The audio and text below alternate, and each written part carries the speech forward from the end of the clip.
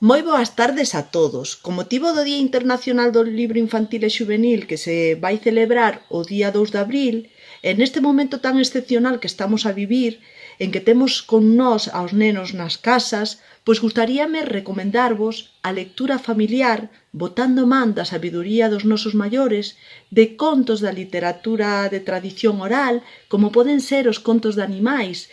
cheos de situacións humorísticas e de leccións de vida, de contos encadeados para valorar o que é o ritmo e o xogo, e tamén dos contos maravillosos para que os nosos nenos, os nosos cativos, poidan viaxar coa imaxinación, saír desta situación cotiá que están a vivir e vivir miles de aventuras da man de personaxes do noso imaxinario, como son as fadas, as princesas, os ogros, os xigantes, os trasnos, os lobisomes